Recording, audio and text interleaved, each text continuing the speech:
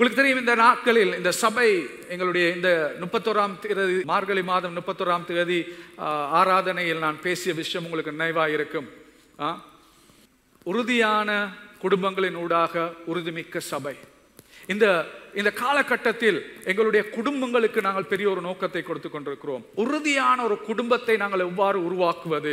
நான் இதில் பேசுவது விசேஷமாக அம்மா அப்பா பிள்ளைகள் என்ற அந்த நெருங்கிய குடும்பம், அந்த குடும்பத்தில் எப்படிப்பட்ட ஒரு உறுதியான குடும்பத்தை நாங்கள் ஏற்படுத்திக் கொள்வது, அந்த குடும்பத்தில் உறுதியை ஏற்படுத்துகிற பொழுது அது ஒரு உறுதிமிக்க சபை எங்களுக்கு கொண்டு வரக்கூடியதாக இருக்கிறது. இந்த பகுதியில் நாங்கள் பேசுகிற பொழுது போன கிழமை உங்களுக்கு நினைவிருக்கும், நான் பேசிய விஷயம் என்னவென்று தீர்மானங்களை குறித்து பேசினேன். ஒரு குடும்பமாக நாங்கள் எடுக்கிற தீர்மானங்கள், அதை குறித்து நான் போன கிழமை பேசினேன். நான் சொன்ன விஷயம் என்னடா, நீங்கள் எடுக்கிற ஒவ்வொரு தீர்மானங்களும் நீங்கள் செல்லுகிற திசையை தீர்மானிக்கிறது. ரைட்? அதான் என்னுடைய முக்கியமான சிந்தனை. நீங்கள் எடுக்கும் ஒவ்வொரு தீர்மானங்களும் நீங்கள் செல்லும் திசையை தீர்மானிக்கிறது. ரைட்? நீங்கள் நேற்று எடுத்த தீர்மானத்தின் பிரதிபலனை தான் இன்று நீங்கள் அனுபவிக்கிறீர்கள். இன்று நீங்கள் எடுக்கிற தீர்மானத்தில் தான் நாளை நீங்கள் வாழப் போகிறீர்கள்.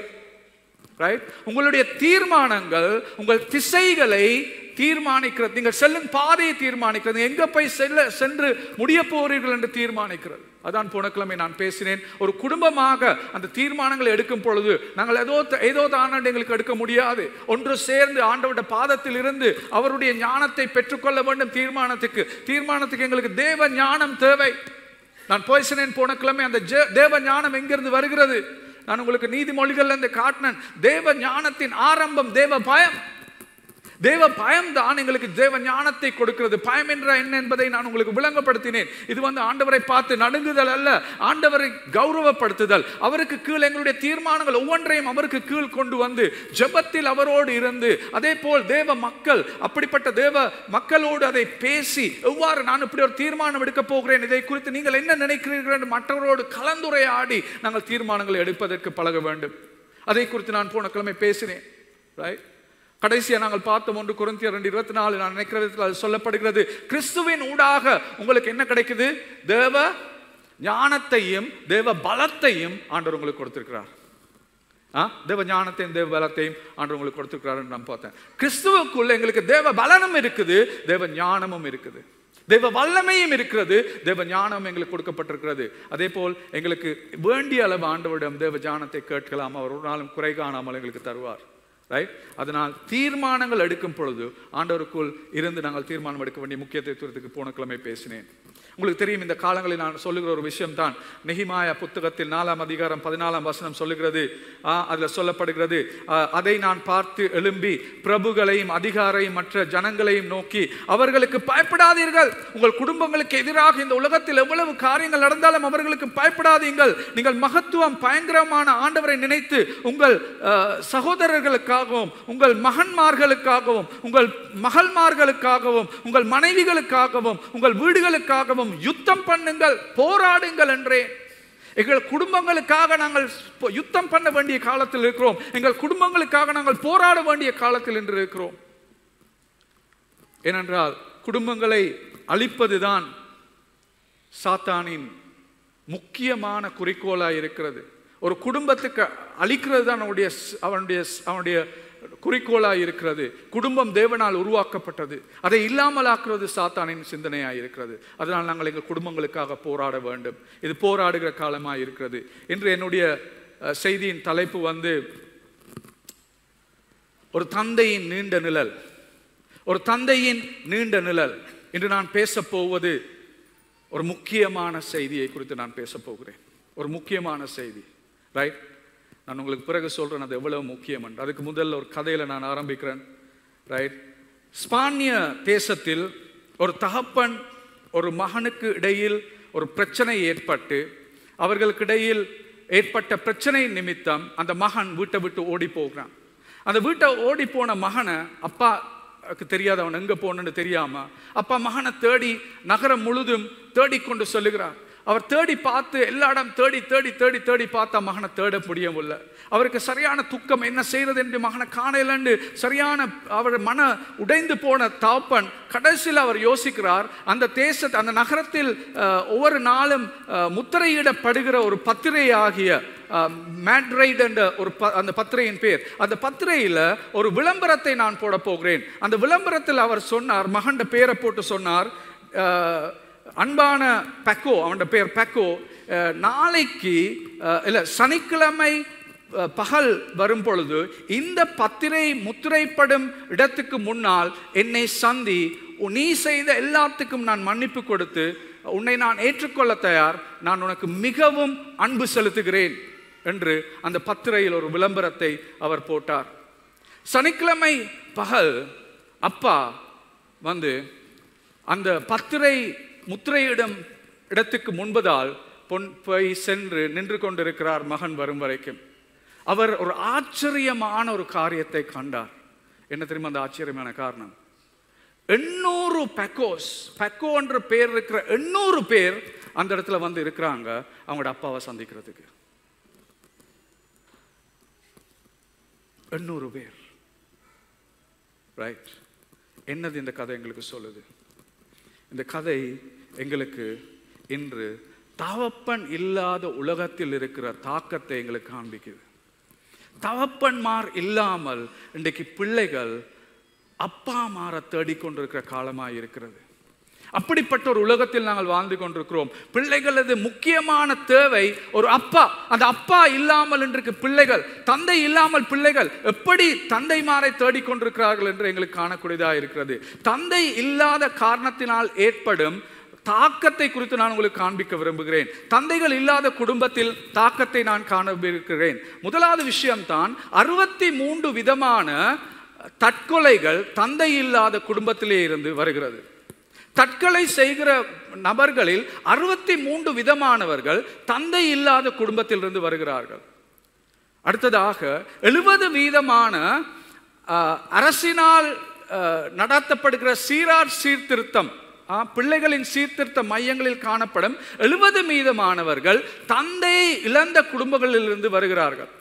குற்றங்கள் செய்து பிடிபடுகிற அந்த சீர்திருத்த மையங்களில் இருக்கிற 70 வீதமான சிறார்கள் வந்து தந்தைகள் இல்லாத பின்னணியில் இருந்து வருகிறார்கள்.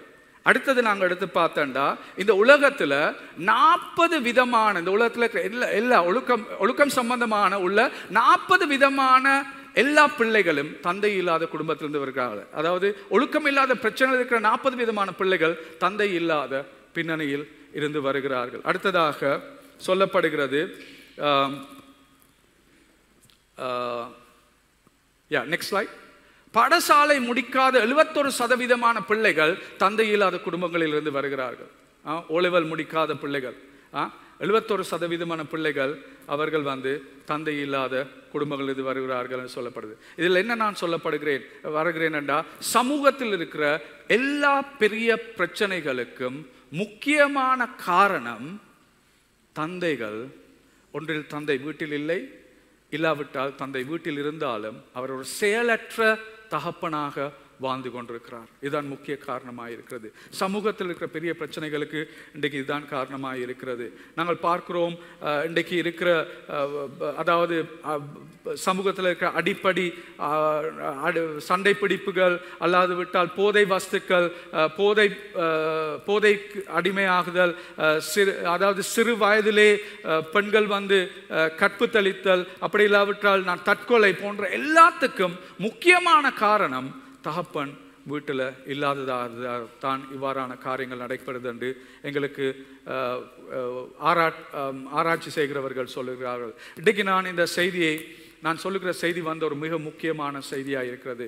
எனக்கு இன்றைக்கு விருப்பம், நான் சொல்லுகிற இன்றைக்கு நான் பேசுகிற இந்த செய்தியை இந்த சபையில் இருக்கிற ஒவ்வொரு அப்பா அம்மாரும் கேட்கணும் என்று என் இருதயத்தில் ஆசை இருந்துச்சு, நான் தேவை இருந்துச்சுன்னா இந்த செய்தியை நான் தயாரிக்கும் பொழுது என்னுடைய விருப்பம் தான் இந்த செய்தி இந்த சபையில் இருக்கிற அப்பா அம்மார் இல்லை, இந்த இலங்கையில் இருக்கிற எல்லா அப்பா அம்மாரும் கேட்க வேண்டிய ஒரு செய்தி, ஏன் இந்த உலகத்தில் இருக்கிற எல்லா அப்பா அம்மாரும் கேட்க வேண்டிய ஒரு செய்தியாக இருக்கிறது. ஆனால் எனக்கு தெரியும் அது ஒரு லேசான விஷயம் இல்லை. ஆனால் எங்களுடைய எங்களுடைய பரலோக பிதாவுக்கு செய்ய முடியாதது ஒன்றும் இல்லை என்பதும் எனக்கு தெரியும். ஒரு தகப்பனின் நீண்ட நிழல், இதுதான் என்னுடைய தலைப்பு, ஒரு தகப்பனின் நீண்ட நிழல்.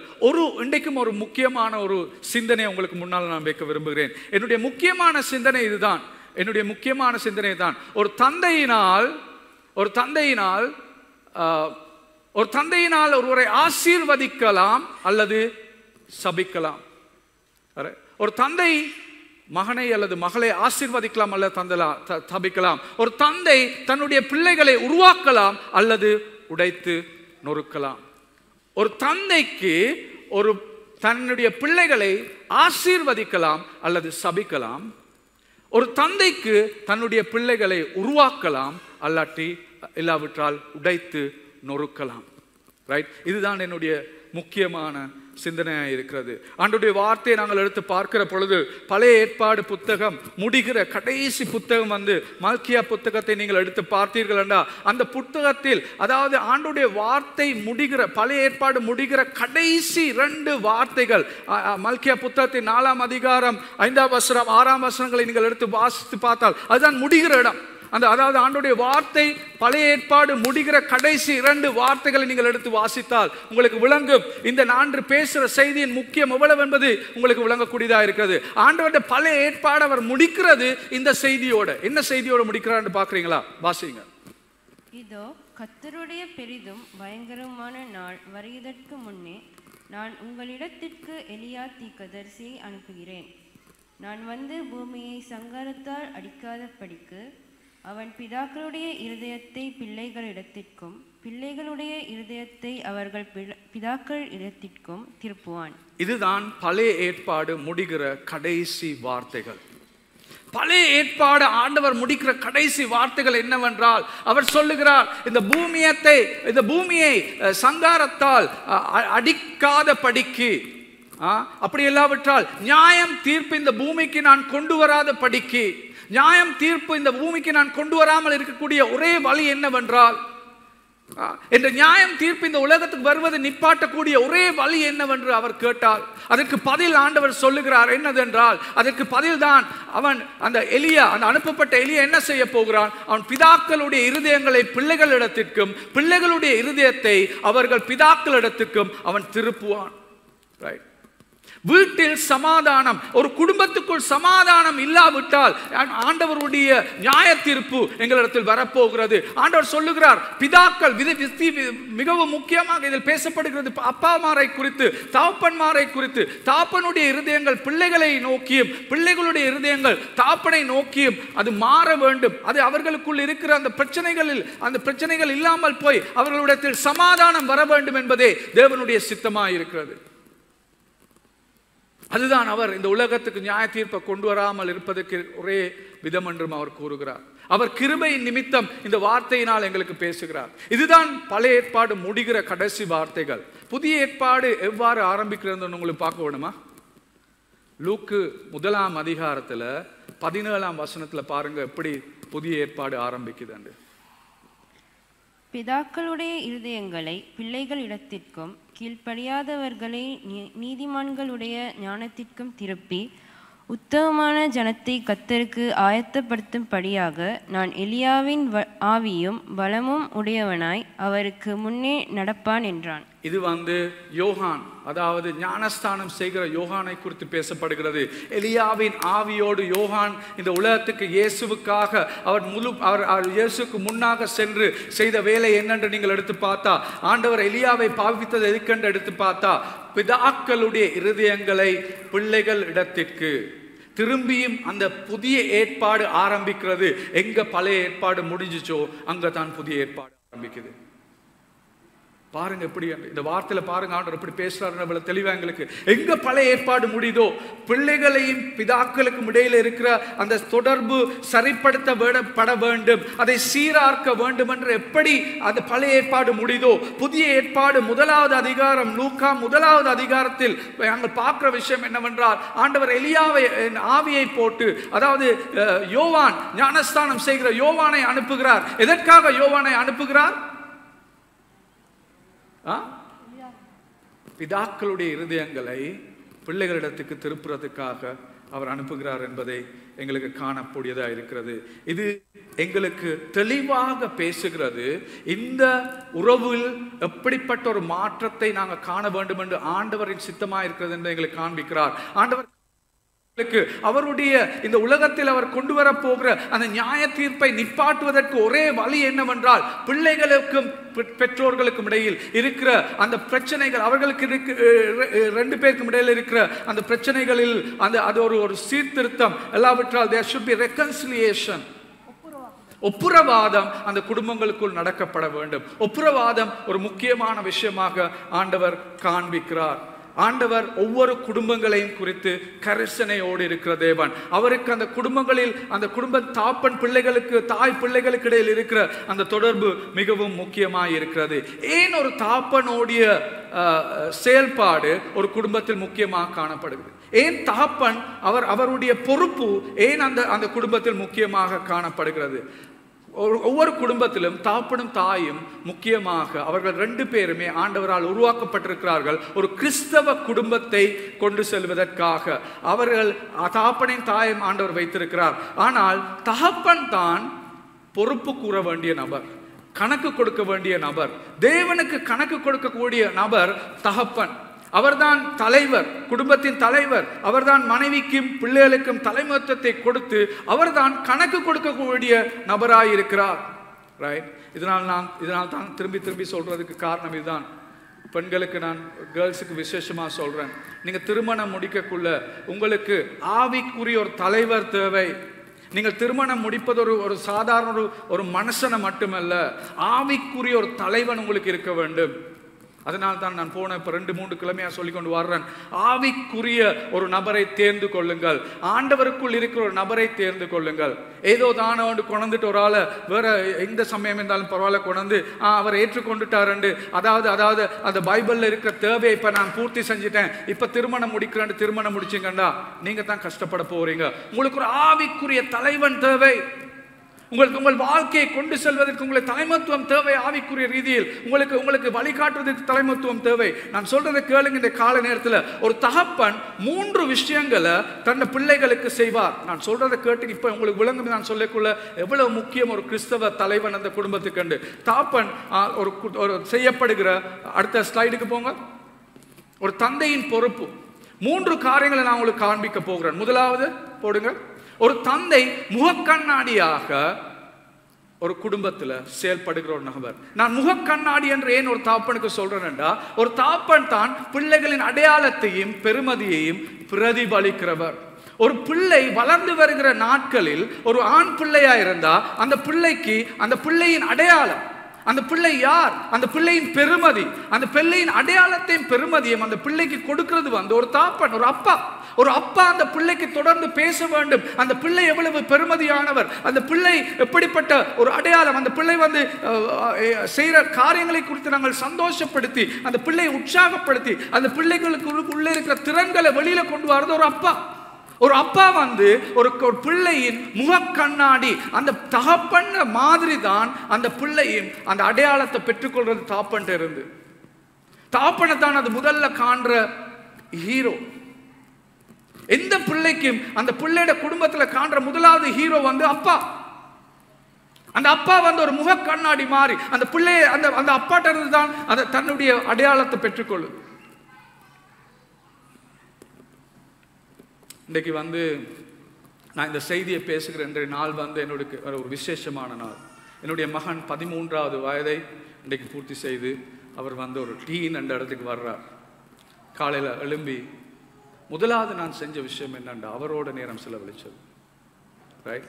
அவரை நான் அழைத்து கொண்டு முதல் தடவையாக அவருக்கு நான் ஒரு ஆசீர்வாதம், அந்த யாக்கோபுக்கு கொடுக்கப்பட்ட ஆசீர்வாதத்தை போல அவரை நான் ஆசீர்வாதம் என்று அவருக்கு கொடுத்தேன். 13 வயசுல ஒரு தாப்பனின் ஆசீர்வாதம்.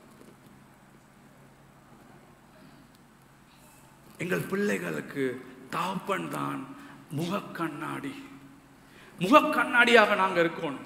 ஒரு முகக்கண்ணாடியா இருந்து அவர்களை உற்சாகப்படுத்துறது, அவர்களது அடையாளத்தை அவர்களுக்கு காண்பிக்கிறது, அவர்களது பெருமதியை காண்பிப்பது ஒரு தாப்பனாய் இருக்கிறார். ஒரு தாப்பனால் முடியும் ஒரு பிள்ளையை கட்டி எழுப்புவதற்கு, ஒரு தாப்பனால் முடியும் ஒரு பிள்ளையை இல்லாமல் ஆக்குவதற்கு. நீ ஒன்றுமே உதவாத நபர், நீ ஒன்றுக்குமே சரிப்படாதவன், நீ ஒரு நாளுமே ஒரு தரித்திரமானவன், உனக்கு ஒன்றுமே செய்ய முடியாது என்று வார்த்தைகளால் ஒரு தாப்பன் ஒவ்வொரு நாளும் தன்னுடைய மகள்மார்களுக்கு சொல்லிக் கொண்டிருந்தால் அந்த பிள்ளைகள் வளரப்போவது அதே மாதிரி தான். ஏன்னா அந்த தாப்பன் சொல்லுவது அந்த பிள்ளைகளின் அடையாளமாய் மாறப்போகிறது. நீங்கள் எதை சொல்லுகிறீர்கள் உங்கள் பிள்ளைகளை குறித்து, அதுவே உங்கள் பிள்ளைகளின் அடையாளமாய் மாறப்போகிறது. தாப்பன் ஒரு பிள்ளைக்கு ஒரு அடையாளத்தை கொடுக்கிறார். ஒரு தத்தெடுத்த ஒரு தாப்பன் தன் மகன் மீது மிகவும் கோபப்பட்டு அவன் அதிகமான நேரத்தில் அவர் சொல்லுறார், நீ ஒரு ராத்திரிக்கு சந்தோஷப்படுவதற்காக 2 பேர் ஒன்று சேர்ந்து உருவாக்கின ஒரு சாதாரண ஒரு பொருள் என்று அந்த மகனை பார்த்து சொல்லிட்டார். அவருக்கு தெரியும் அவனை கொலை செஞ்சாண்டா சிறையில் கொண்டு போட்டுருவாங்க, அந்த தாப்பனுக்கு தெரியும். ஆனா அவனை சரீர ரீதியில் கொலை செய்யாம அவன் ஆத்துமாவை அவர் அன்றைக்கு கொலை செஞ்சுட்டாரு. ஒரு தாப்பண்ட வார்த்தைக்கு ஜீவன் இருக்கிறது, ஒரு தாப்பண்ட வார்த்தையில மரணம் இருக்கிறது. மரணம் இருக்கிறது. அதுதான் நான் சொன்னேன், ஒரு தாப்பன் தன் பிள்ளைகளுக்கு அவர் முகக்கண்ணாடியாக இருக்கிறார். உங்களுக்கு தெரியும், பழைய ஏற்பாட்டில் கிடியனை நீங்க பார்த்திருப்பீங்க. கிடியன் ஒரு பலவீனமானவன். அவனுக்கு ஒரு அடையாளம் இருக்கல்ல, பலவீனமான இருக்கிறவனுக்கு ஆண்டவர் ஒரு தேவதூதர் அனுப்பி என்ன சொல்றாருடா, the Lord is with you mighty warrior. நீ ஒரு வல்லமையான போராளி என்று ஆண்டவர் அவனை பார்த்து சொல்றாரு. அவன் கோழை. ஆனா ஆண்டவர் தாப்பன், பரலோகத்து தாப்பன் அந்த கோழையை பார்த்து என்ன சொல்றார், நீ ஒரு வல்லமையான ஒரு போராளி. இதுதான் ஆண்டவர் அந்த மகனை பார்த்து, பரலோகத்து அப்பா தன் மகனை பார்த்து சொல்ற வார்த்தைகள் இதுதான். என்ன கோழைத்தனத்தில் எப்படிப்பட்ட இடத்துல இருந்தாலும் அவருடைய வார்த்தைகள் அந்த பிள்ளையை கட்டியெழுப்புற வார்த்தைகளாக இருக்கிறது. நான் உங்களுக்கு காண்பிக்கிறேன் எப்படி ஆண்டவர் எங்களுக்கு செய்தார். முதலாவது விஷயம் தந்தை முகக்கண்ணாடி. 2வது விஷயத்தை போடுங்க. தந்தை ஒரு வெப்பமானியாக குடும்பத்தின் உணர்வு பூர்ணமான உறவு பூர்வமான வெப்ப நிலைகளுக்கு இடம் கொடுக்கிறார். அவர்தான் ஒரு வெப்ப மானியாக, வெப்பத்தை நாங்கள் அளவிடுகிறதுக்கு பாவிக்கிற ஒரு ஒரு ஒரு இயந்திரம் இருக்குது. அதுக்கு நாங்கள் தெர்மோஸ்டாட் என்று சொல்லுவோம் இங்கிலீஷ்ல. வெப்பமானி, ஃபாதர் தான் அந்த வெப்பமானி. அந்த அந்த குடும்பத்துக்குள்ள இருக்கிற உறவு, அந்த குடும்பத்தில் இருக்கிற உணர்வு பூர்வமான உறவை அவர்தான் தீர்மானிக்கிறது எப்படி இருக்க போகுது. விசேஷமாக குடும்பத்தில் பிள்ளைகள் சண்டை பிடிக்கும் பொழுது என்ன செய்யறது, அவங்களை எப்படி திருத்துறது, ஒருத்தரை ஒருத்தர் கீழ்ப்படுத்தி வார்த்தைகளை பேசும் பொழுது தாப்பன் என்ற ரீதியில் அதை நாங்கள் பார்த்து கொண்டிருக்க முடியுமா? அந்த நேரத்தில் நாங்கள் எவ்வாறு அவர்களோடு செயல்பட வேண்டும், எவ்வாறு அந்த பிள்ளைகளோடு பேசி அவர்களை திருத்த வேண்டும், அந்த குடும்பத்தில் கௌரவமாக ஒருவரை ஒருவர் கொடுக்கல் வாங்கல் செய்வதை குறித்து முழுமையான பொறுப்பு தாப்பன் தான் அந்த இதை தீர்மானிக்க போகிறார். எப்படிப்பட்ட ஒரு சூழ்நிலை எங்க குடும்பத்தில் இருக்க போறது என்று தீர்மானிக்கிறது தாப்பனா இருக்கிறார். தாப்பன் தான் தீர்மானிக்க போகிறார். ஒரு நாள் ஒரு தாப்பன் எப்பவுமே வீட்டில் பிள்ளைகளை கத்தி தான் பேசுவார். அவர் கத்துவார், எந்த நேரம் கத்துவார் பிள்ளைகளை பேசி. ஒரு நாள் ஒரு 5 வயது மகன் அந்த கத்துற அப்பாவை கண்டு அவன் அவனுக்கு கோபம், அந்த தாய் ஏதோ செய்ய சொல்லக்குள்ள, அம்மா என்ன செய்ய சொல்லக்குள்ள, அந்த 5 வயது மகனும் நினைக்க முடியாத விதத்துல கத்தி கோபத்தை காட்டுது அம்மாவுக்கு. அப்பா அதை கண்டோன்னு அவருக்கு ஒரு பெரிய ஷாக். என்னண்டுப்பா 5 வயது பிள்ளை எப்படி கத்தி இப்படி செயல்படுதுன்னு காண்டோன்னா அவருக்கு ஒரு ஷாக்கா போயிட்டுது. அப்புறம் அவர் யோசிச்சு பார்த்தாரு, ஏன் இந்த மகன் இப்படி செஞ்சான் யோசிச்சு பார்த்தோன்னு அவருக்கு விளங்கிச்சு, அவர் அந்த பிள்ளைகளோடு கொடுக்கல் வாங்கல் செய்யறது அப்படிதான். அதே மாதிரி தான் அந்த 5 வயது மகனும் அம்மாவோட இப்ப கொடுக்கல் வாங்கல் செய்யறான். ரைட்? அப்போ ஒரு குடும்பத்துல நாங்க எப்படிப்பட்ட விதத்துல ஒரு ஆள் கௌரவப்படுத்த போகிறோம், எப்படிப்பட்ட விதத்துல ஒரு கொடுக்கல் வாங்கல் செய்ய போறோம் என்றது தீர்மானிக்கிறது அப்பா அம்மா இருக்கு. அவர்கள் செய்கிறதை பார்த்து தான் பிள்ளைகள் படிக்க போகிறார்கள். எவ்வாறு நாங்கள் கொடுக்க வாங்கல் செய்ய போகிறோம் என்று யோசுவா 24ஆம் அதிகாரம் 15ஆம் வசனத்தில் யோசுவா சொல்லுகிறார், நானும் என் வீட்டாரும் நாங்கள் தேவனை அவருக்கு நாங்கள் ஊழியம் செய்வோம். நானும் என் வீட்டாரும் என் தேவனுக்கு நாங்கள் ஊழியம் செய்வோம். தகப்பன் என்ற ரீதியில் அவர் ஆவிக்குரிய வெப்பத்தை, எப்படிப்பட்ட ஆவிக்குரிய வெப்பம் இருக்க வேண்டும் என்பதை அவர் தீர்மானித்தார். சொல்றார், நானும் என் குடும்பமும், மற்றவர்களை பற்றி எனக்கு தெரியாது, தகப்பன் என்ற விதத்தில் நான் தலைமைத்துவத்தை கொடுக்க போகிறேன். நானும் என் குடும்பமும் நாங்கள் தேவனுக்கு ஊழியம் செய்ய போகிறோம். அது குடும்பத்தின் ஆவிக்குரிய வெப்பத்தை தீர்மானிப்பது தகப்பனாக இருக்கிறார். அதுதான் இரண்டாவது விஷயம். மூன்றாவது விஷயம் ஒரு தந்தை ஒரு திசை காட்டி குடும்பத்தின் திசையினையும் நோக்கத்தையும் வழிநடத்துகிறவர் தந்தையாக இருக்கிறார். உங்களுடைய குடும்பத்தை குறித்து நீங்கள் எங்கே செல்ல போகிறீர்கள், எப்படிப்பட்ட நோக்கத்தோடு பயணம் செல்ல போகிறீர்கள், எப்படிப்பட்ட இந்த உங்களுடைய விசுவாச பயணம் எங்கே செல்ல போகிறது என்பதை குறித்து தீர்மானிப்பது ஒரு தகப்பனாய் இருக்கிறது. உங்களுக்கு ஒரு தகப்பன் என்ற விதத்தில் ஒரு மாதம் சம்பளம் எடுத்தாச்சு, இப்போ அடுத்த மாதம் சம்பளம் வரைக்கும் எப்படியாவது இதை இழுத்துட்டு போகணும்னு வாழ முடியாது. நீங்கள் ஒரு தகப்பன் என்ற ரீதியில், ஒரு அப்பா என்ற ரீதியில் நீங்கள் தான் உங்களோட குடும்பத்துக்கு ஒரு திசை காட்டி, இந்த குடும்பம் எங்கே போகிறது, 10 வருஷத்தில் இந்த குடும்பம் எங்கே இருக்கும், என் பிள்ளைகள் எப்படி இடங்களுக்கு நான் கொண்டு செல்ல வேண்டும், குடும்பமாக நாங்கள் எவ்வாறு பயணிக்க போகிறோம் என்பதை தீர்மானிப்பது ஒரு அப்பாவாக இருக்கிறார். ஒரு அப்பா ஒரு நாள் பிள்ளைகளை எடுத்துக்கொண்டு ஒரு ட்ரிப்புக்கு போறாரு. ட்ரிப்புக்கு போய் அவர் அந்த கூகுளில் பார்க்குறாரு. அவருக்கு அந்த இடம் தெரியாதபடியாக கூகுளில் போட்டுட்டு போய்க்குள்ள அவர் தொலைஞ்சு போயிட்டாரு. தொலைஞ்சு போன பிறகு பிள்ளைகள் சொல்கிறாங்க, நிப்பாட்டுங்க அப்பா.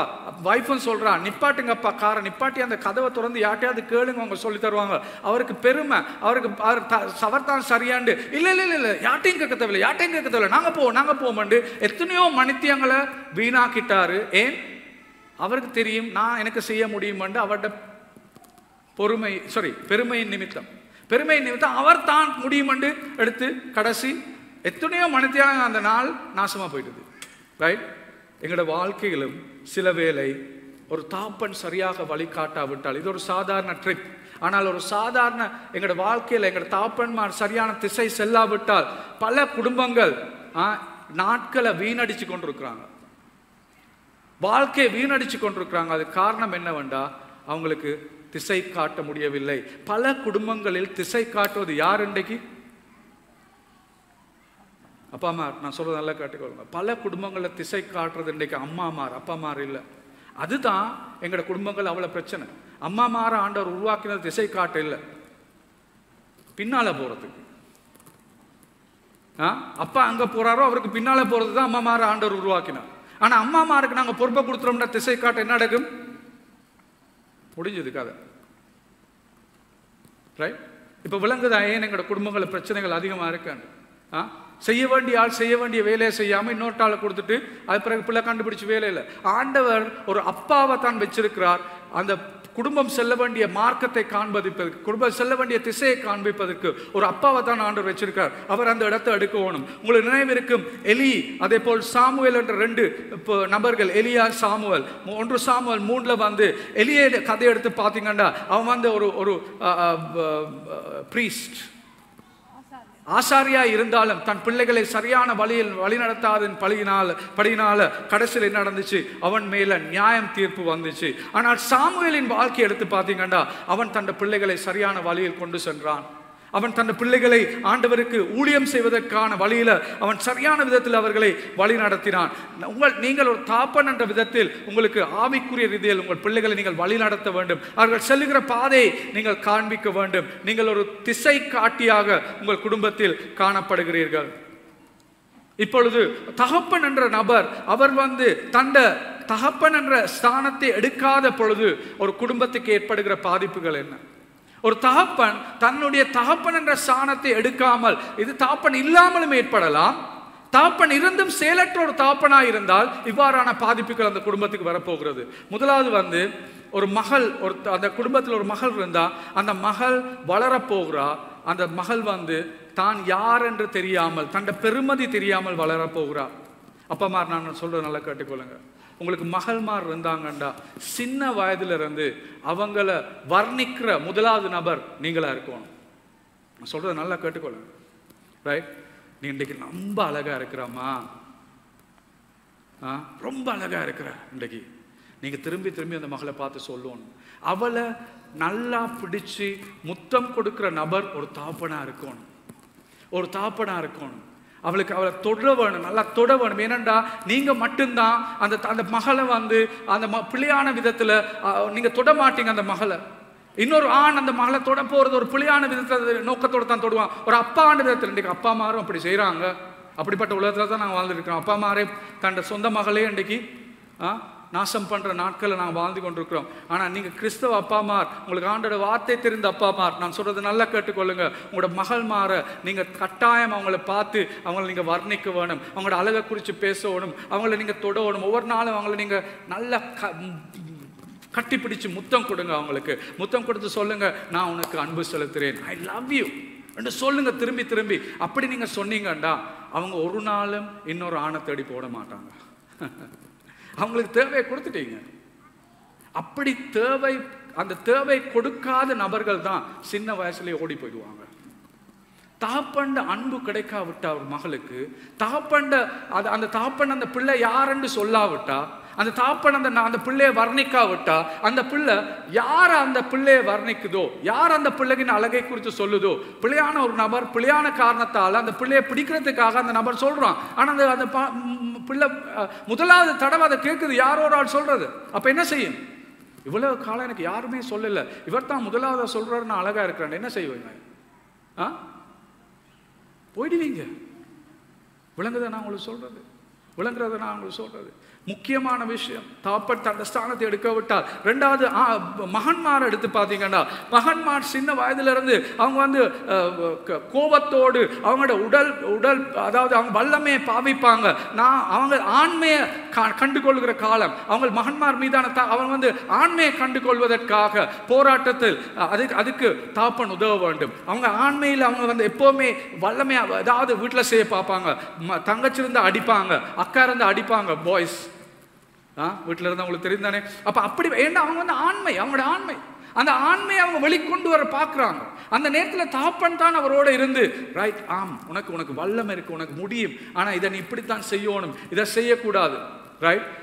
அவரை ஸ்போர்ட்ஸுக்கு அனுப்ப வேண்டிய காலம் இருக்கு. அந்த அவர்கிட்ட இருக்க அந்த வல்லமையை அதாவது ஸ்போர்ட்ஸ் பக்கத்துக்கு கொண்டு போங்க.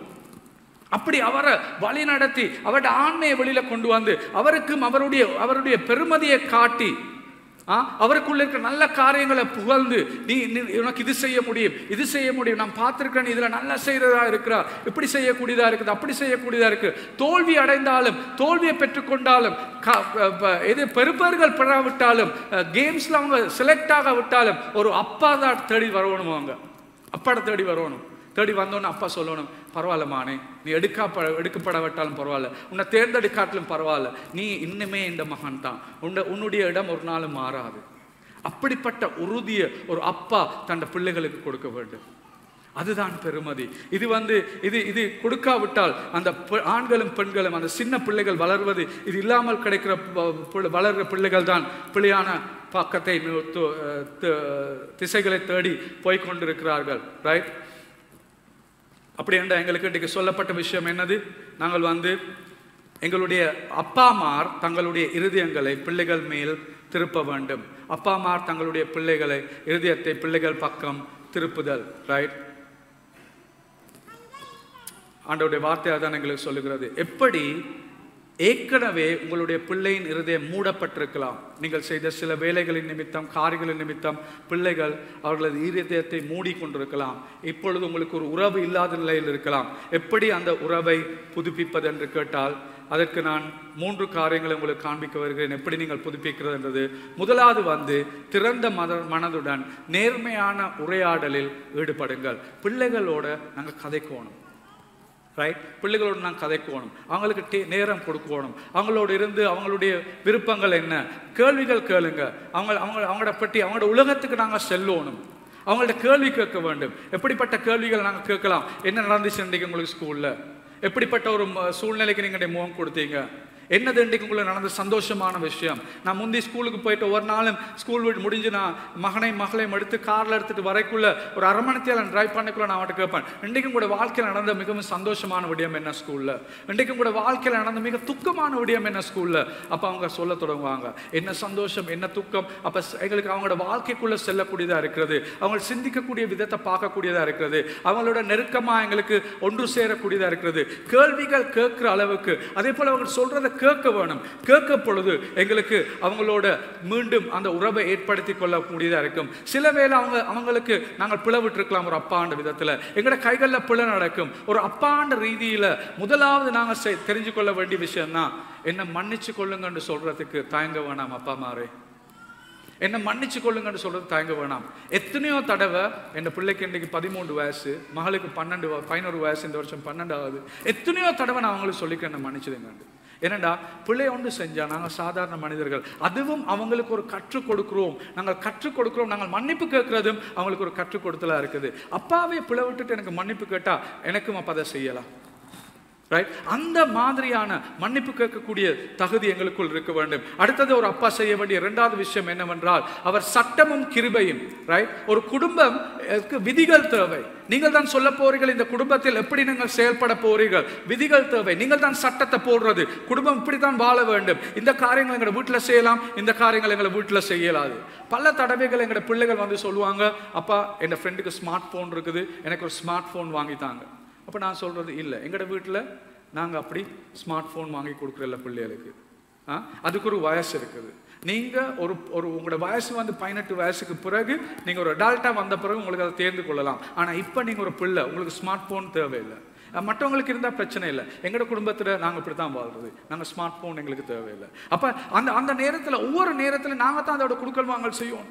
அந்த பிள்ளைகளை நாங்கள் வந்து அவர்களுக்கு சட்டங்கள் நாங்கள் போட வேணும். ரைட்? எவ்வளவு விளையாடலாம், எவ்வளவு டிவி பார்க்கலாம், இந்த சட்டங்கள் எல்லாம் நாங்கள் தான் போடும். எப்படி வாழ வேண்டும், எப்படிப்பட்ட இதை சொல்லலாம், இதை செல்ல முடியாது, இதெல்லாம் நாங்கள் செய்ய வேணும். ஆனால் அதை சட்டங்கள் போடுவது மாத்திரமல்ல, எங்களுக்குள் கிருபையும் நாங்கள் காண்பிக்கணும். அவர்கள் பிழை செய்த நேரத்தில் அவர்களுக்கு கிருபை காண்பிக்கிற தாப்பன்மாராயும் நாங்கள் இருக்க வேண்டும். அதற்காக தண்டிக்க வேணான்னு நான் சொல்லலை. நல்ல ஒரு கதை நான் உங்களுக்கு சொல்றேன். ஒரு பாஸ்டர் செய்த வித்தியம் ஒரு புத்தகத்தில் நான் வாச்சேன். அவருடைய மகன் வந்து சரியான விதத்தில் குழப்படி. அவர் 18 வயசுக்கு மேலே வந்த பிறகும் வெளியில் போய் சரியான குழப்படி செய்து வெக்கப்படுத்துகிற மாதிரியான செயல்களை, வீட்டுக்கு அவருடைய குடும்பத்தை வெக்கப்படுத்துகிற மாதிரியான செயல்களை செஞ்சு கொண்டிருந்தார். அவர் தாப்பன் எவ்வளவோ தண்டித்தார். அவரை கொண்டு அவரை ரூமில் வச்சு தனியாக வச்சு, இன்றைக்கு உனக்கு ஒன்றுமே செய்ய முடியாது, 3 நாள் உனக்கு வெளியில் போக முடியாது, அப்படி பல விதமான தண்டனைகளை கொடுத்து பார்த்தார். மகன் மாறவே இல்லை. ஒரு நாள் மகன் அதே பிள்ளையை செஞ்சுட்டு வீட்டை வந்தோடனே அப்பா சொன்னார், நான் உனக்கு இன்றைக்கு தண்டிக்க போகிறேன், நீ செய்த பிள்ளைக்கு உனக்கு தண்டனை நான் கொடுக்கணும். ரைட்? வா என்னோடு இந்த எழுத்துட்டு போய் வச்சுட்டு அவர் என்ன செய்தாருண்டா ஒரு பெல்ட்டை எடுத்து அவருக்கே அவர் அடிச்சுட்டு சொன்னார், இதுதான் நான் உனக்கு கொடுக்குற தண்டனை. தனக்கே தான் பெல்ட்டால் அடிச்சுட்டு அவர் சொல்றார், இதுதான் நான் உனக்கு கொடுக்குற தண்டனை. அண்டையில இருந்து மகண்ட வாழ்க்கை மாறிட்டு. ரைட்?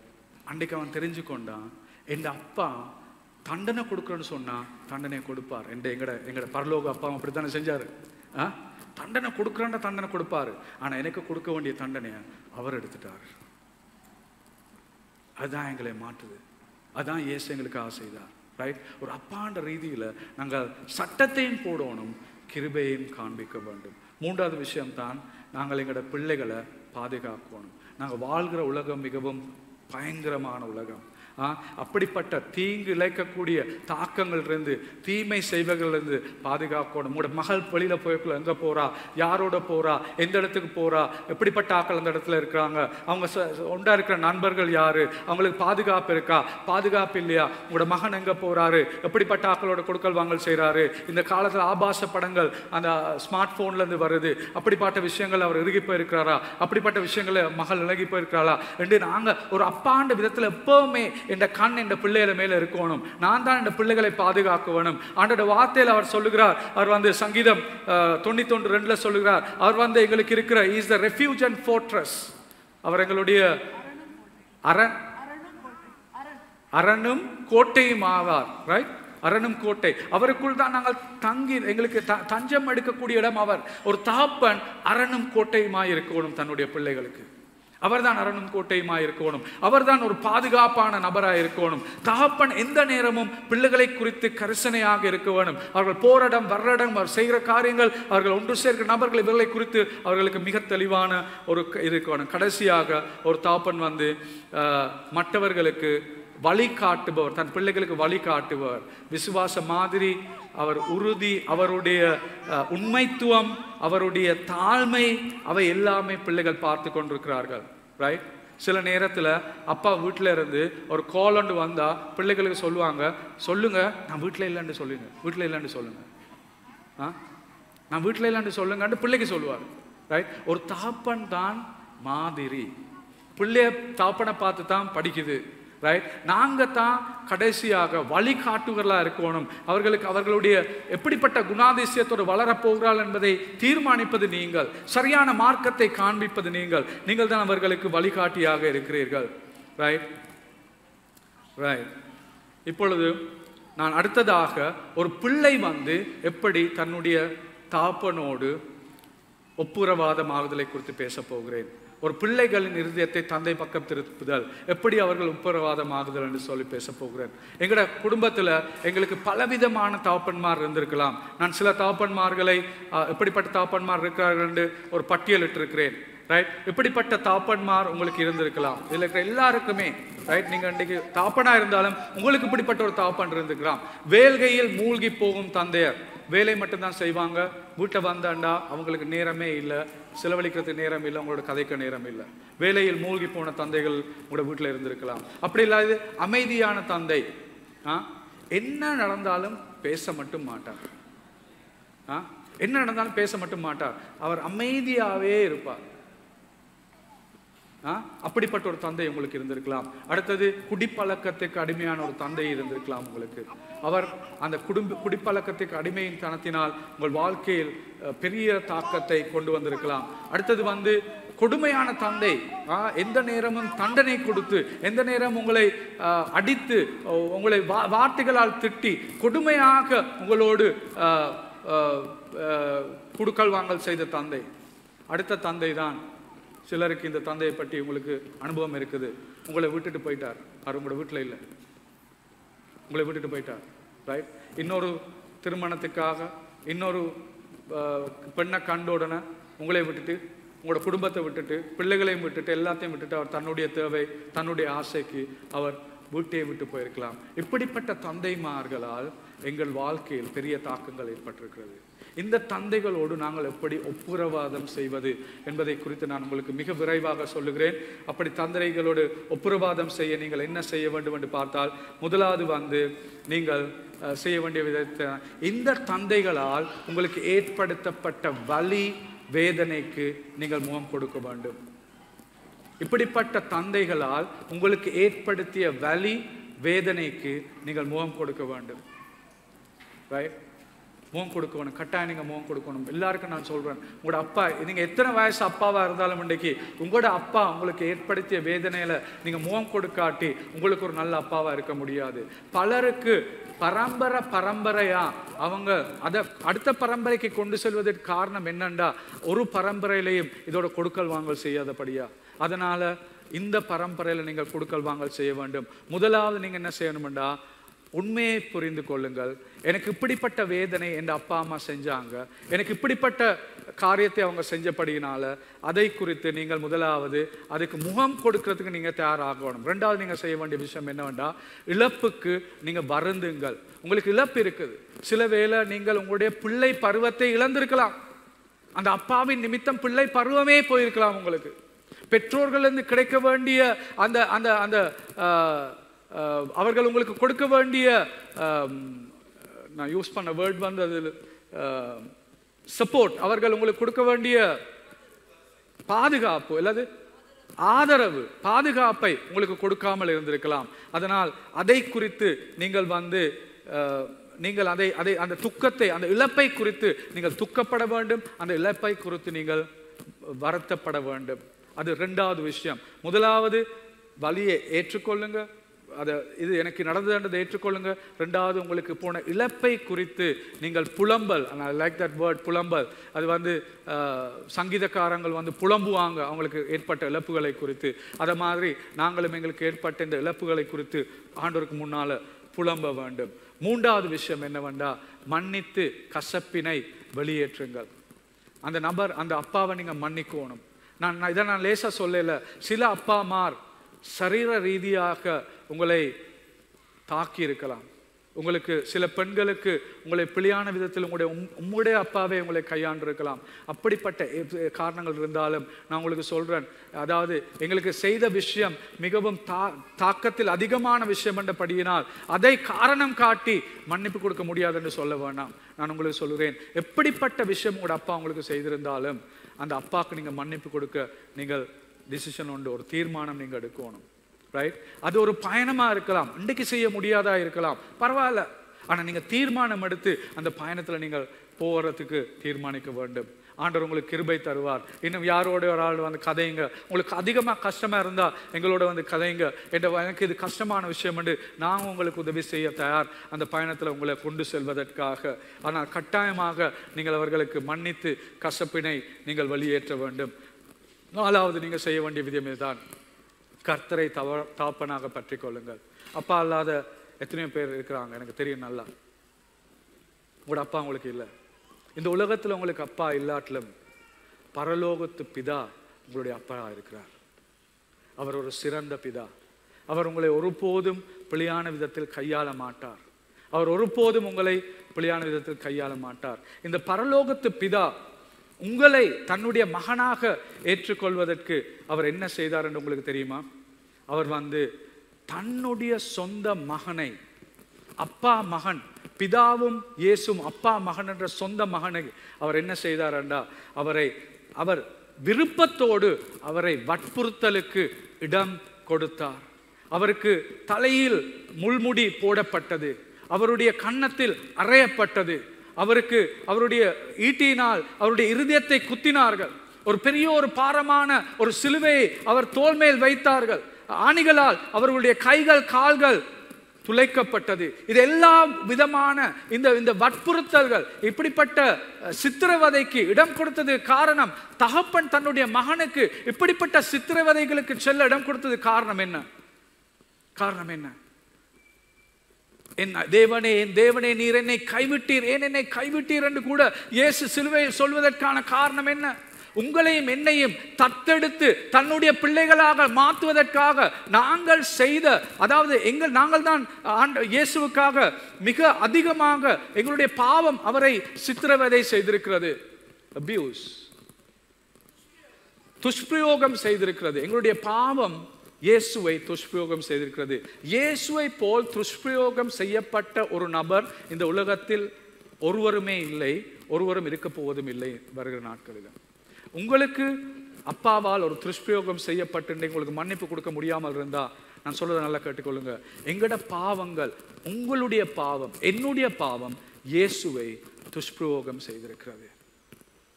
ஆனால் அவர் அது எல்லாத்துக்குமே மன்னிப்பு கொடுத்து உங்களையும் என்னையும் பரலோகத்து பிதா தன்னுடைய மகன் மகள் என்ற ஸ்தானத்துக்கு தத்தெடுத்து இன்றைக்கு அவருடைய ஆவியை உங்களுக்குள்ள போட்டு உங்களுக்குள்ள அப்பா பிதாவி என்று சொல்றதுக்கு உங்களை தன்னுடைய பிள்ளைகளா மாத்திருக்கிறார். அதனால உங்களுக்கும் எனக்கும் கட்டாயமாக எங்கட அப்பா அம்மாருக்கு எங்களுக்கு மன்னிப்பு கொடுப்பது மிகவும் முக்கியமாக இருக்கிறது. நான் சொல்றது நல்லா கேட்டுக்கொள்ளுங்க. உங்களோட பரம்பரையோட உங்களோட சாபம், அப்பாவிலிருந்து வர்ற சாபம் உடைக்கப்பட வேண்டும். என்னுடைய அப்பா நேற்று ராத்திரி நான் யோசிச்சுக்கொண்டு இருக்கக்குள்ள நான் யோசிச்ச விஷயம் தான், என்னுடைய அப்பா குடும்பத்திலேருந்து பிரிக்கப்பட்டு தனியாக தான் வாழ்ந்தார். நானும் என் குடும்பத்திலேருந்து பிரிக்கப்பட்டு தனியாக தான் சிறு வயதுலேருந்து வாழத்துறையினர் ஆரம்பித்தது. ரைட்? ஏனண்டா எனக்கு தெரியாது அப்பா அப்படி வாழ்ந்தாரான்னு எனக்கு தெரியாது. அவருக்கும் அதே நிலை இருந்திருக்கலாம் சில வேளை. அது ஒரு சாபம், எங்களோட குடும்பத்துக்குள்ள வந்த சாபம். குடும்பத்தோட ஒன்றா இருந்து அப்பாட அன்பை எனக்கு பெற்றுக்கொள்ள முடியலை. சிறு வயதில் அப்பாவோட அன்பை எனக்கு பெற்றுக்கொள்ள முடியலை. நான் பிரிஞ்சு தான் வாழ வேண்டியதாக இருந்துச்சு. அப்படிப்பட்ட ஒரு சாபம். அந்த சாபத்தை நான் எந்த பரம்பரையில் அந்த சாபத்தை நாங்கள் உடைச்சிருக்கிறோம். ஆண்டவருக்கு முன்னால் கொண்டு வந்து நான் ஆண்டவரோட கொடுக்கல் வாங்கல் செய்து அப்பாவுக்கு எனக்கு மன்னிப்பு கொடுக்கறதுக்கு ஆண்டவர் கிருபை கொடுத்தார். அவர் சாகிறதுக்கு முன்னால் அவரோட இருந்து கதைச்சு எனக்கு நினைவு இருக்கு. என் அப்பா அமைதியான அப்பா, அவர் கதைக்கிற நபர் இல்லை, கணக்கு கதைக்க மாட்டார். ஆனால் நான் போய் அவரோட கதைக்க துவங்கின பிறகு நான் அவருடைய காரியங்களை சொல்லும் பொழுது, அவர் செய்த காரியங்கள் எப்படி எனக்கு தாக்கத்தை ஏற்படுத்துதுன்னு சொல்லும் பொழுது எனக்கு முன்னால் அழுதுருக்கிறார் அப்பா. அழுது சொல்லியிருக்கிறார், என்னை மன்னிச்சுக்கொள்ள, நான் அப்படி நினைச்சு செய்யலை, இதெல்லாம் தெரியாமல் என் குடிப்பழக்கத்தால் நான் நடந்த விஷயங்கள் என்று என்னோட கொடுக்கல் வாங்கல் செய்து கடைசியாக ஒரு நாள் எனக்கு அப்பா, நான் ஆஸ்பத்திரியில் அவர் வந்து ஹார்ட் அட்டாக் முடிஞ்ச நடந்து அவர் ஆஸ்பத்திரியில் இருக்க நான் அப்பாவுக்கு போய் சொன்னேன், அப்பா எனக்கு உங்களோட இருக்க சந்தோஷமான சில விஷயங்கள்லாம் உங்களுக்கு சொல்லவா என்று நான் சொல்ல துவங்கினேன். நீங்கள் என்னை ஆற்றுக்கு கூட்டிகிட்டு போவீங்க குளிக்கிறதுக்கு அப்பா, அதான் எனக்கு மிகவும் சந்தோஷமான நேரம். என் வாழ்க்கையில் இந்த மிக சந்தோஷமான நேரம் என்னை நீங்கள் ஆற்றையை குளிக்க கூட்டிட்டு போன நேரம். அந்த நேரத்தில் நீங்கள் குளிக்க கூட்டிகிட்டு போய் என்னை குளிக்க விட்டுட்டு நீங்கள் பார்த்துட்டு இருப்பீங்க. மணித்தியான கணக்கில் சொல்லுவீங்க, வீட்டு போ நேரம் சரியானு சொன்ன. நான் சொன்னேன், இல்லைப்பா இன்னும் கொஞ்சம் நேரம்னு சொன்னால் நீங்கள் பொறுமையாக பார்த்துட்டு இருப்பீங்க நான் குளிச்சு முடியும் வரைக்கும். அதான் என் வாழ்க்கையில் இருக்கிற மிகவும் சந்தோஷமான நேரம் அப்பா என்று நான் அப்பாவுக்கு சொல்லக்குள்ள அவட முகத்தில் ஒரு சிரிப்பு வந்துச்சு. அவட முகத்தில் என்ன சிரிப்பு வந்துச்சு. அவர் சொன்னார், நரேஷ், நான் உனக்கு இன்றைக்கு சொல்கிறேன், நான் உன்னை குறித்து பெருமைப்படுறேன். 27 வயசுல என் வார்த்தையில் என் அப்பாட்ட ஒரு நாளும் கேட்காத ஒரு வார்த்தை 27 வயசுல எனக்கு அப்பா சொன்னார், நான் கதைக்குள்ள நான் உன்னை குறித்து பெருமைப்படுறேன். அதுதான் என் வாழ்க்கையில் பெரிய ஒரு மாற்றத்தை கொண்டு வந்துச்சு. அதுதான் என் வாழ்க்கையை சுகத்தை கொண்டு வந்த காரணம். அப்பா மார், இருந்துடாதீங்க அவ்வளோ காலம் இதை சொல்கிறதுக்கு, இருந்துடாதீங்க அவ்வளோ காலம் அதை சொல்கிறதுக்கு.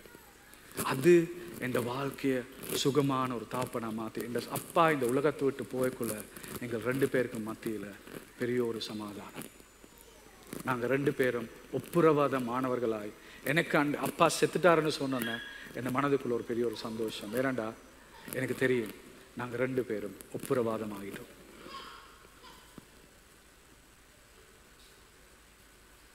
சில வேளை உங்களோட அப்பாவோட நீங்கள் சாகும் வரைக்கும் ஒப்புரவாதமாக இருந்திருக்கலாம். ஆனால் இன்றைக்கு உங்களால் முடியும். ஒரு கடிதத்தை எழுதுங்க உங்களோட அப்பாவுக்கு. செத்து போயிருந்தா பரவாயில்ல, ஒரு கடிதத்தை எழுதுங்க அவருக்கு, அப்பா எனக்கு நீங்கள் இந்த மாதிரியான விஷயங்கள், என் இருதயத்தை உடைச்ச விஷயங்கள் என்று எழுதி அவருக்கு கொண்டு வாங்க. அந்த கடிதத்தை என்னோட நான் உங்களோட கொடுக்கல் வாங்கல் செய்கிறேன். ஆனால் இன்னும் அப்பா உயிரோடு இருக்கிறேன்டா, கட்டாயமாக மிக விரைவாக இன்றைக்கு தான் நாள் பார்த்துட்டு இருக்க வேணாம், போய் அப்பாவோட ஒப்புரவாதமாக நாங்கள் எல்லாரும் எழுப்பி நிற்போம்.